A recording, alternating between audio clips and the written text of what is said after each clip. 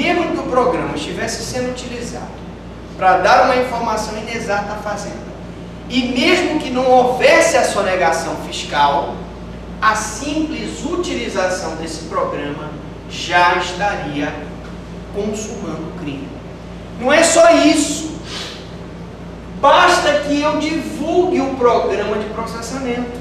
Imagina que o hacker lá começasse a entregar pelo correio para os supermercados e empresas, olha, dizendo lá na cartinha, eu tenho um programa que consegue dar informação contábil diversa para efeito de sonegação fiscal. Vocês estão interessados? Nesse caso aqui, embora o crime seja formal, ele só vai admitir a tentativa se eu mandasse vamos dizer assim, a propaganda desse programa pelo correio e a polícia interceptasse a propaganda antes de chegar ao conhecimento do sujeito ativo da obrigação tributária. Aí eu teria uma tentativa. Deu para entender? Passa aí. Conduta é fazer uso, serviço, divulgar, tornar público, propagar, difundir o programa. Objetividade jurídica, o emprego correto da informática para efeito de informação contábil. Sujeito ativo é o sujeito passivo da obrigação tributária, beneficiado pelo programa que deu a informação equivocada. E também será a pessoa que divulgar ou utilizar o programa. Tanto quem divulga o programa como a empresa que usou o programa para dar informação errada são os sujeitos ativos. O sujeito passivo aqui, nós já sabemos que é o ente. Pode ser União, Estados e municípios, dependendo de ser imposto da União, do Estado ou do município. Elemento subjetivo, eu tomo vontade livre e consciente de utilizar o programa de dados e divulgar. A consumação e a tentativa. A consumação se dá com a simples utilização ou divulgação. A tentativa, ela é possível, mas de difícil configuração. Já vimos só se ele mandar a divulgação através de carta. Concurso de crimes. O crime previsto nesse inciso, como a regra sobre a sonegação fiscal, absolve as falsidades e uso dos documentos falsos ocorridos na utilização do programa de processamento de dados. Essa é uma observação importante. Para eu utilizar esse programa de dados, eu tive que falsificar documentos. Na hora em que eu emito uma nota fiscal, um cupom, que não confere com a realidade da venda, esse documento é falso. Aí tu poderias me perguntar o seguinte: bom, professor, se o documento é falso, o cara vai ser responsabilizado por falsidade, uso de documento falso, né? E também por sonegação fiscal. Certo ou errado? Errado. Por quê? Porque pelo princípio da consunção,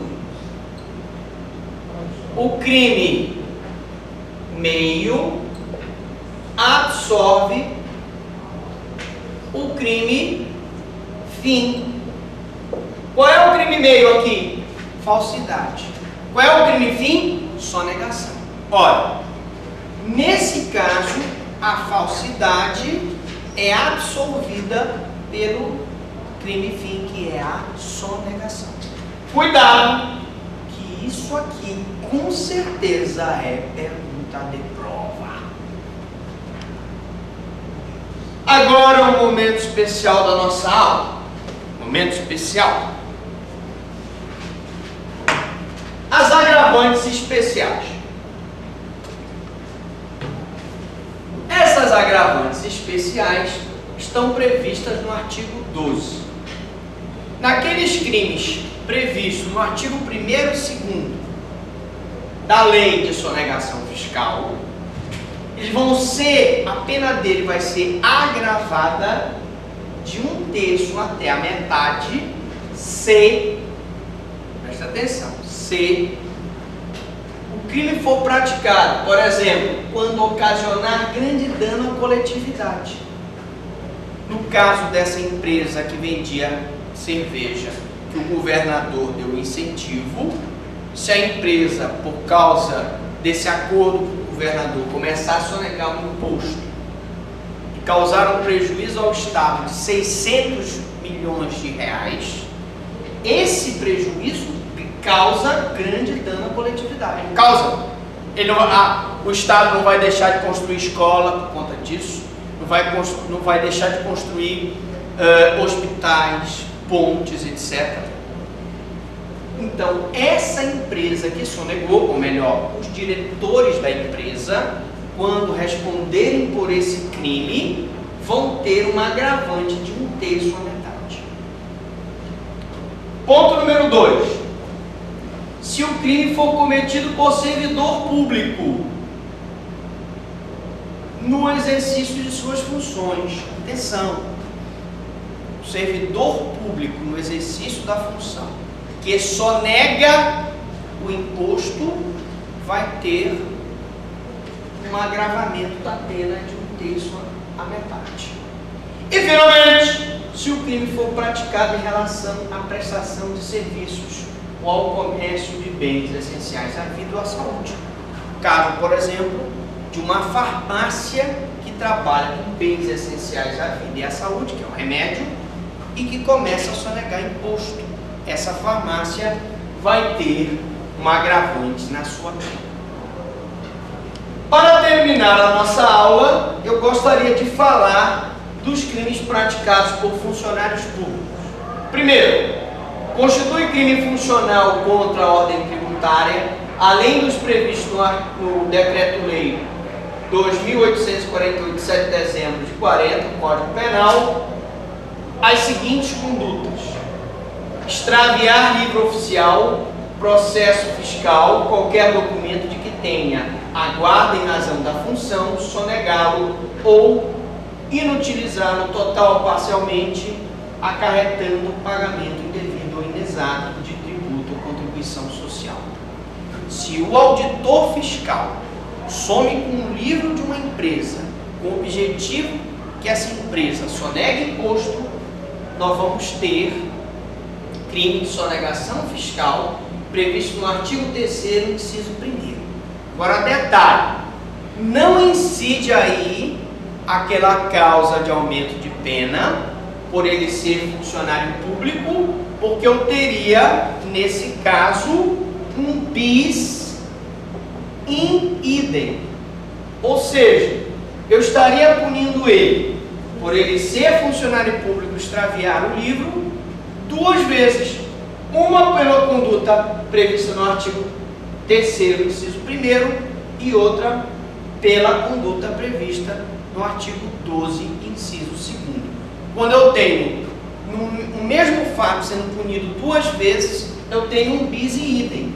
E pelo princípio do ne bis in idem, eu não posso punir uma pessoa 2 vezes pelo mesmo fato.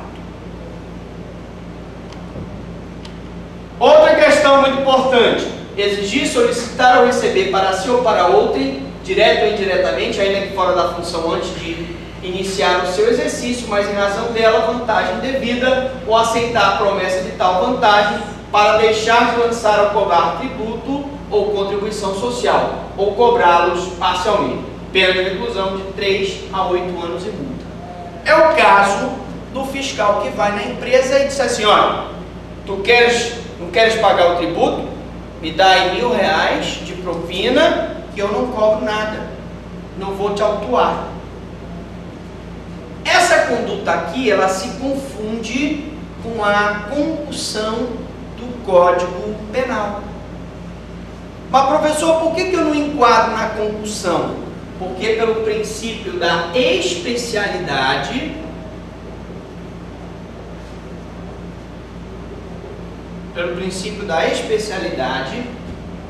a norma especial, que é a concussão relacionada com a sonegação fiscal, derroga a norma geral, que é a compulsão prevista no Código Penal.